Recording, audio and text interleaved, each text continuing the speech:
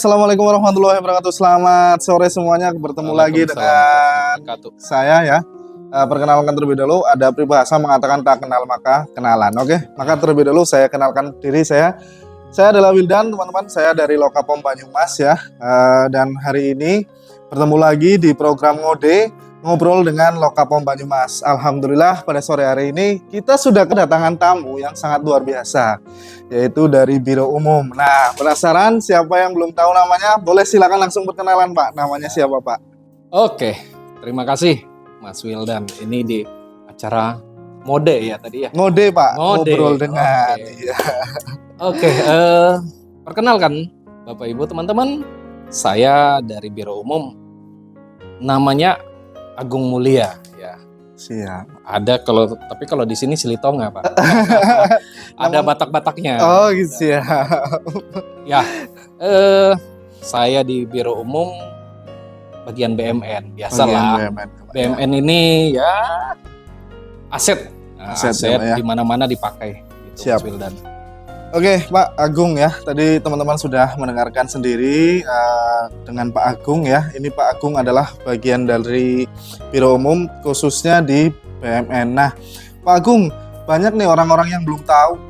Mungkin masyarakat umum itu belum tahu BMN itu apa sih. Mungkin Pak Agung bisa sedikit menjelaskan mungkin dari dari kepanjangannya BMN, terus BMN itu modelnya kayak apa aja sih kayak gitu. Monggo Pak Agung silakan.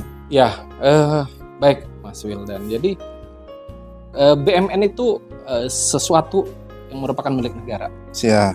Kalau dari singkatannya barang milik negara. Barang milik negara. Bukan barang milik pribadi ya. Kalau barang milik pribadi tentu jadi BMP ya. BMN barang milik negara. Barang milik negara. Barang milik negara itu perolehannya dari mana? Itu tentunya dari uang negara ya. Uang negara APBN. Ya. Kita sebut dia APBN. Semua barang yang ya kita beli, kita peroleh itu dari APBN. Atau ada lagi satu lagi, bisa dari perolehan lainnya yang sah. Perolehan lainnya yang sah itu ya bisa dapat dari proses peraturan perundang-undangan ataupun putusan pengadilan. Kurang lebih seperti itu. Jadi ya ngurus negara ini pasti barangnya adalah barang negara. Barang negara, betul ya Pak. Oke, itu tadi seputar BMN ya teman-teman. Jadi BMN ini adalah barang milik negara ya Pak Agung ya. Ya. Jadi sesuatu yang didapatkan oleh APBN atau perolehan lainnya seperti hibah ataupun pembelian tadi ya Pak Agung ya. Ada pembelian, ada pembelian dari putusan pengadilan. Ada putusan pengadilan. Ya. Berarti misalkan gini Pak Agung, sedikit menyinggung tadi putusan pengadilan lah. Kalau misalkan putusan pengadilan itu yang seperti apa sih Pak Agung modelnya? Ya. Dari putusan pengadilan itu bahwasanya mungkin ada barang-barang yang disita oleh negara. Nah, penyitaan itu kan ada prosesnya ya. Jadi penyitaan itu nggak langsung jadi aset negara, tidak. Itu ada proses yang dilalui. Nanti barang yang disita tersebut itu kan nanti menjadi barang bukti di pengadilan. Biarlah nanti pengadilan akan memproses dan proses yang diberikan oleh pengadilan itu apakah itu nanti diserahkan ke negara, tentu menjadi barang milik negara. Ya, gitu alurnya lah. Siap, itu tadi yang putusan pengadilan ya. Nah, gitu teman-teman ya, tadi yang putusan pengadilan. Nah, sekarang kalau misalkan kita bicara yang diperoleh dari APBN nih Pak Agung. Nah, otomatis kan kita membeli secara uang milik negara nih. Nah, apakah setelah kita beli itu harus kita akuisisi bahwasannya itu milik kantor kita gitu Pak Agung, atau mungkin bahasanya gimana ya, penetapan status pengguna seperti itu. Nah, mungkin buat teman-teman pengurus BMN yang baru-baru kan kadang belum tahu nih Pak Agung nih alurnya kayak gimana sih. Boleh sedikit diceritakan Pak Agung tentang PSP BMN? Ya, jadi tadi barangnya diperoleh dari APBN ya Mas ya. Diperoleh dari APBN itu bagaimana? Tentu pertama harus ada perencanaan. Kita merencanakan untuk membeli suatu barang. Ketika kita sudah merencanakan, kita beli barangnya. Barang ini kita beli dengan menggunakan APBN tadi, uangnya tadi gitu ya. Uangnya kita belanjakan, kita dapat barang. Barangnya kita catat. Nah, ini dia nih. Pencatatan barang ini harus dilakukan nih. Apa yang sudah kita beli atau apa yang kita peroleh itu harus kita catat. Harus dicatat ya. Paling penting itu dicatat.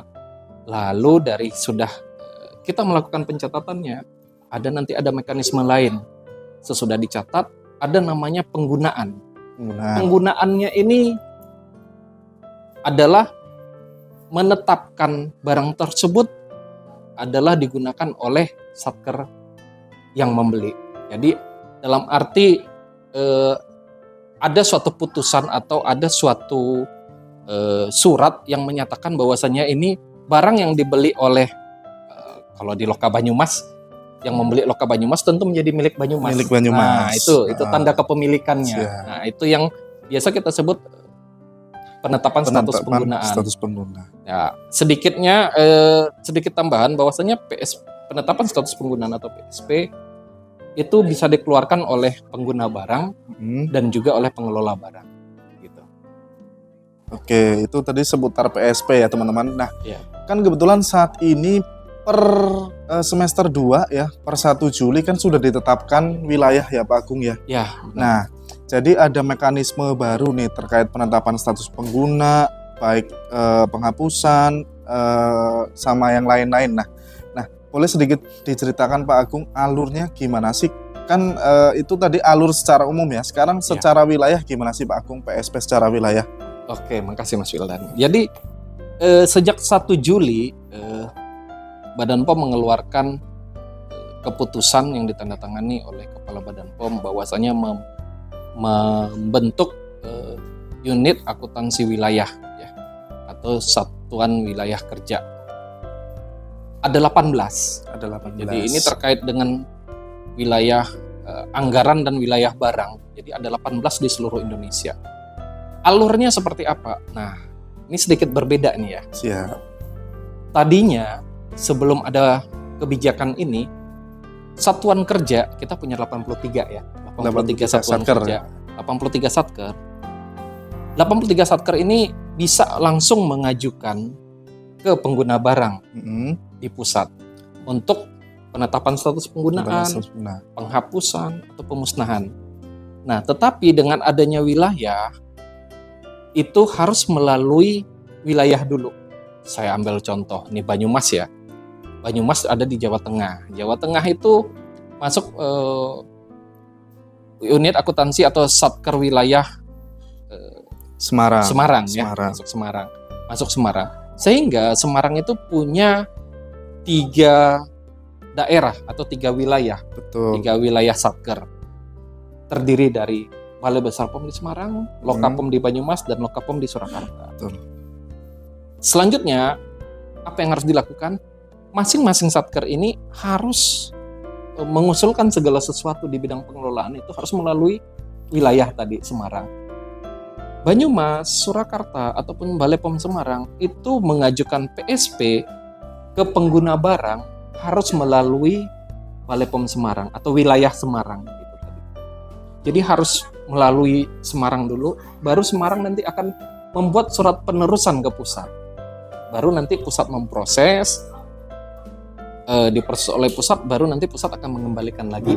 Bisa ke Semarang ataupun bisa ke Banyumasnya sendiri. Oke, berarti secara garis besar intinya biar wilayah itu mengetahui ya Pak ya pada dasarnya anak satkernya itu punyanya anak satker ya Pak ya. Anak satkernya yang di wilayah itu mengajukan PSP itu seberapa banyak sih dalam satu tahun gitu ya mungkin bisa jadi ya Pak ya. Maaf, saya luruskan sedikit, bukan anak satker ya.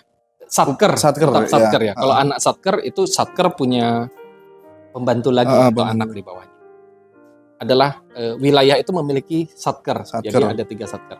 Jadi sekarang agak dinaikin nih kewenangannya. Gitu. Jadi si satker ini, satker wilayah ini punya kewenangan terhadap 3. Gitu. 3 itu ya Pak. 3 itu tadi, 3 satker tadi.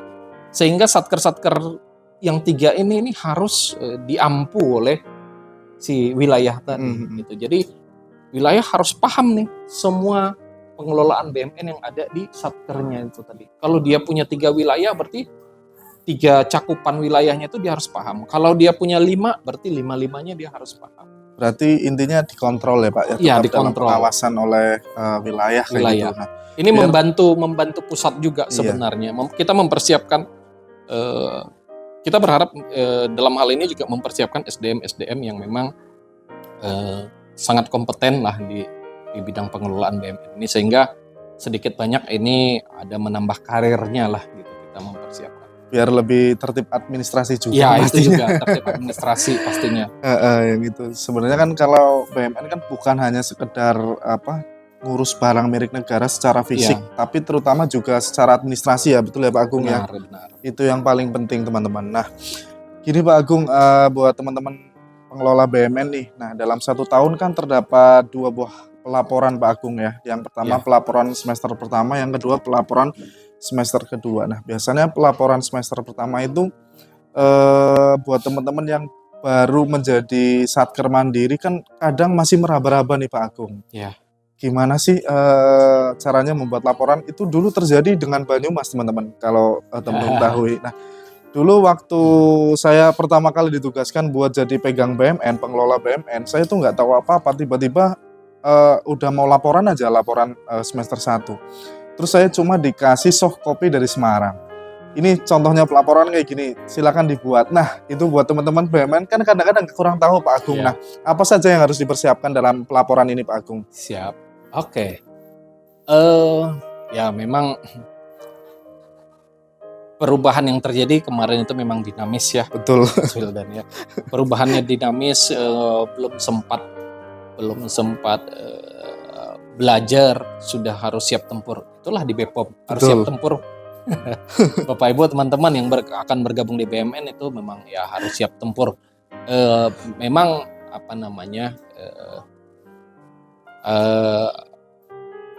pembelajaran terkait dengan pembuatan laporan itu memang tidak ada.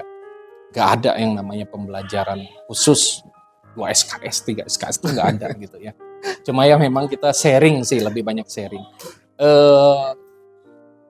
Kalau template, dikatakan template sudah ada di peraturan PMK 181 tentang penatausahaan barang milik negara. Tapi kita harus mendetailkan, harus memperjelas bagaimana menyajikan barang milik negara itu di dalam laporan BUMN. Apa yang harus kita persiapkan? Lahannya jangan turun-temurun. Berarti laporannya tentu bukan makin membaik, makin membaik. Ya, kualitasnya itu kita nilai juga loh gitu, kualitasnya. Oke, teman-teman, jadi seperti itu ya. Jadi persiapan pelaporan itu bukan hanya nulis sekedar ngetik aja ngasal ngelihat dari dokumen yang ada, tapi teman-teman harus benar-benar mempersiapkan dokumen-dokumennya secara detail. Itu baik dari mungkin dari PSP juga ada ya Pak Agung yang masuk di situ disiapkan, terus dari pembelian, penghapusan juga, pemusnahan juga harus disiapkan. Jadi semua memang harus dituangkan di dalam laporan tersebut ya Pak Agung. Iya, benar. Nah, tadi sedikit membahas tentang penilaian Pak Agung. Nah, ini mungkin banyak satker setelah kemarin ada penilaian ya. Penilaian kategori satker terbaik ini pasti banyak yang penasaran. Apa sih sebenarnya kategorinya Pak Agung? Kan sempat rame nih. Ya. Apa sih sebenarnya kategori penilaiannya sehingga bisa mendapatkan penghargaan tersebut? Silakan Pak Agung bisa dijelaskan sedikit. Oke. Tapi tentunya saya ngucapin selamat dulu dong. Selamat buat Lokapom di Banyumas, itu berhasil di peringkat 3 ya. Iya, sebagai alhamdulillah. Nilai terbaik ya, 3 besar.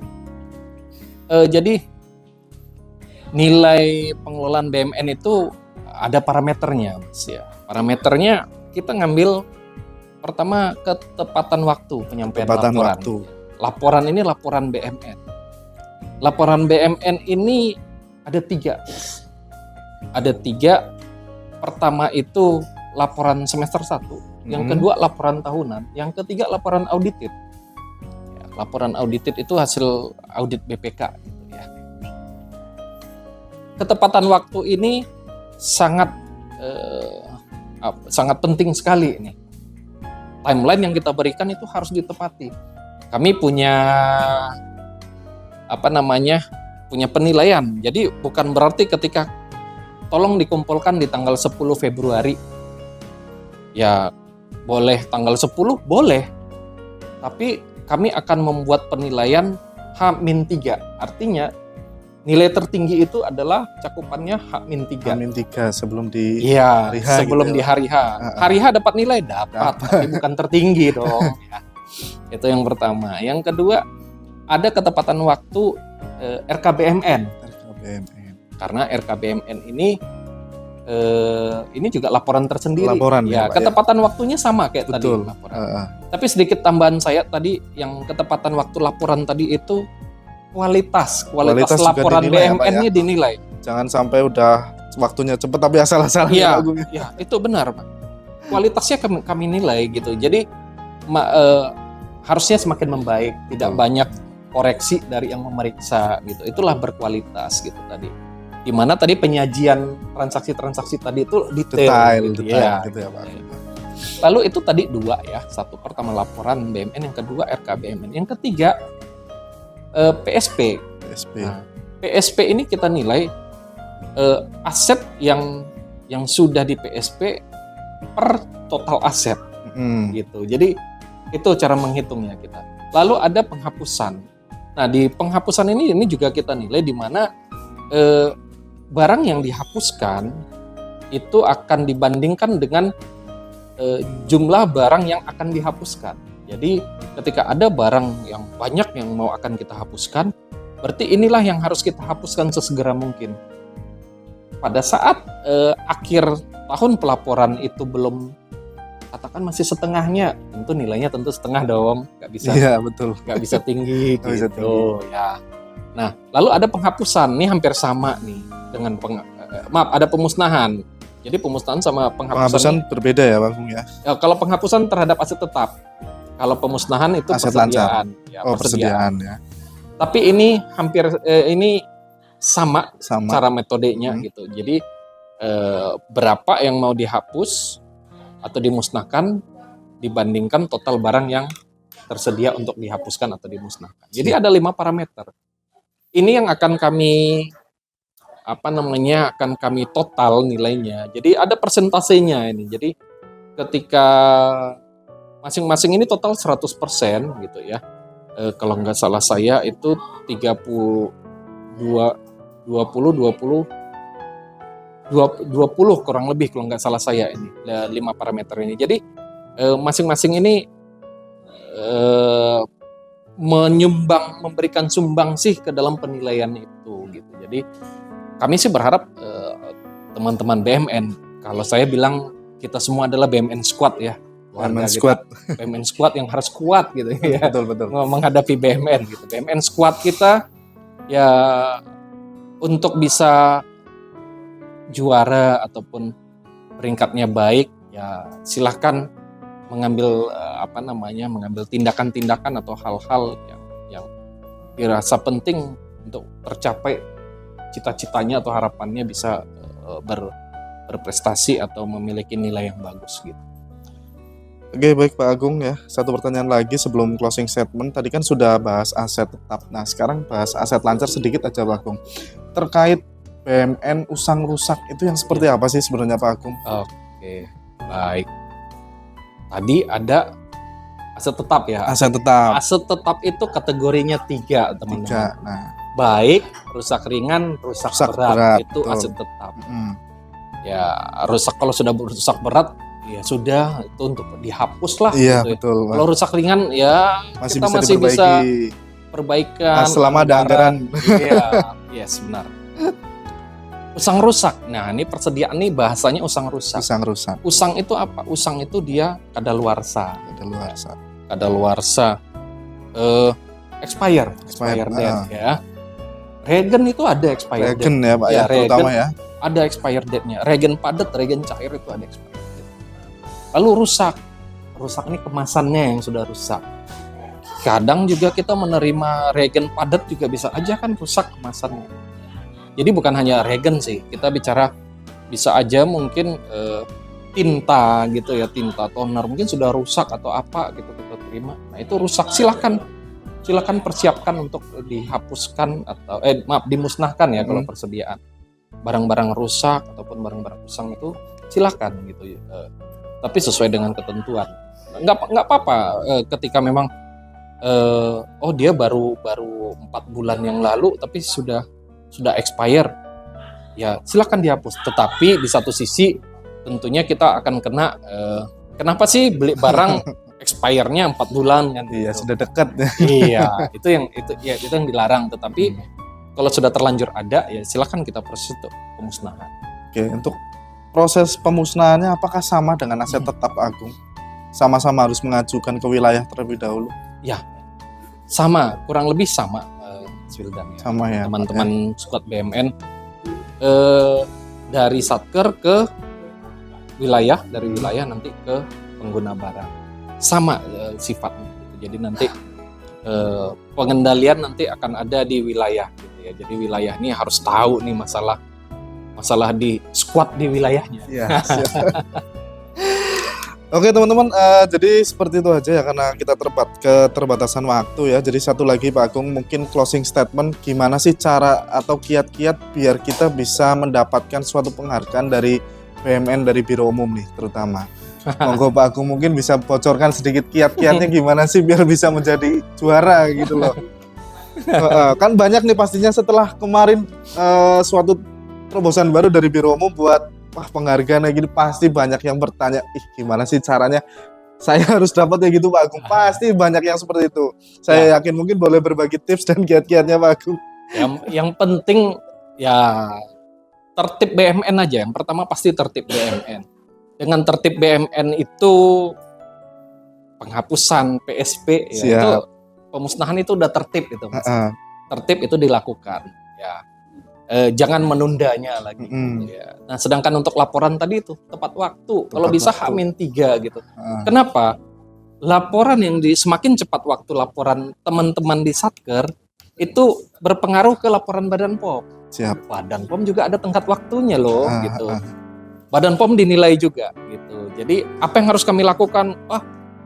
Bahkan kami ketika kemarin disuruh mengumpulkan di tanggal 31. Kami sudah mengumpulkan di tanggal 26, H-5. H-5 ya? Iya, itu gerilya teman-teman. Saya angkat jempol buat teman-teman yang ada di Biro Umum, teman-teman saya semuanya itu bisa menghasilkan laporan Badan POM lebih tepat waktu. Nah itu tadi clue-nya. Sesuai dengan tenggat waktu dan bahkan kalau bisa lebih cepat. Gitu. Ya kiat-kiatnya cuma itu saja, nggak terlalu... kami nggak ada loh, misalnya saya teman sama Mas Wildan, saya angkat lah nilai Mas Wildan. Enggak, tenang aja. Kita pure sesuai murni ya Pak, murni. Fire ya Pak ya. Karena saya megang 5 wilayah kan nggak mungkin saya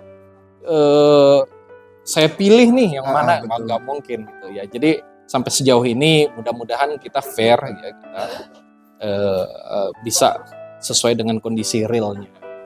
Semangat kita buat teman-teman squad BMN untuk lebih baik lagi. Nah, begitu tadi teman-teman ya, tips dan kiat-kiatnya biar menjadi dapat penghargaan tuh dari Biro Umum. Nah, buat teman-teman pengelola BMN, misalkan ada pertanyaan-pertanyaan seputar BMN, boleh banget langsung ditanyakan ke Biro Umum ya Pak Agung ya, terutama ke pengelola BMN-nya ya. Boleh, sangat boleh sekali. Kami di Biro Umum terbuka, bukan hanya saya saja, ada teman-teman yang lain, semuanya.